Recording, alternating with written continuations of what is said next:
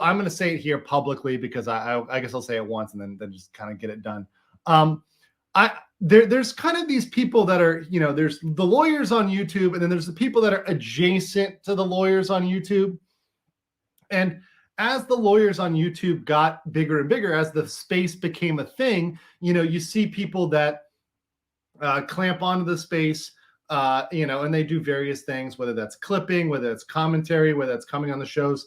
And so there's developed this weird, like, I hate the word LawTube, but let's just call it LawTube adjacent space, right?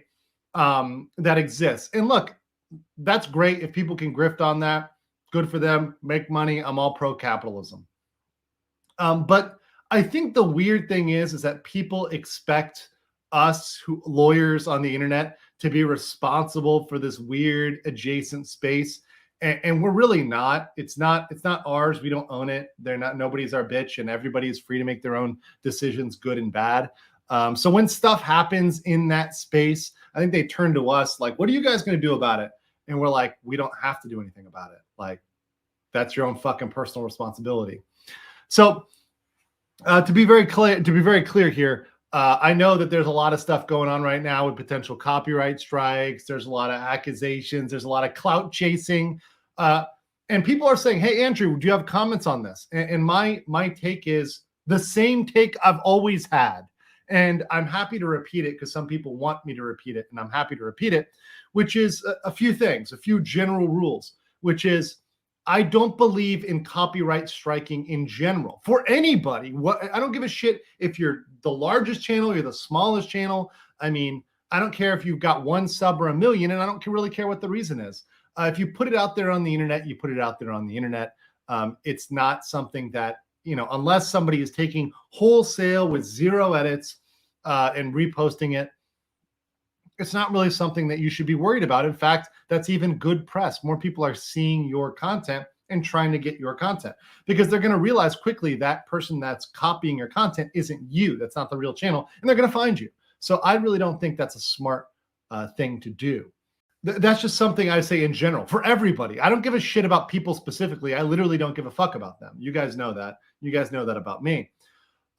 In terms of punching down, I think this is something which Nick mentioned on his stream.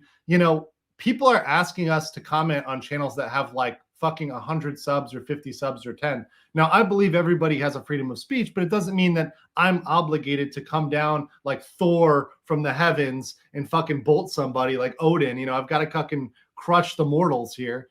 I don't think we have to do that. I don't think that's necessary. And I think it's stupid for creators to punch down on smaller channels. I think it always is going to end poorly. So I don't do it. I'm refusing to do it. I think by me even like engaging in a lot of these things, it's punching down. So I just don't do that. And the last thing is that I've talked about clout goblins, clout chasers.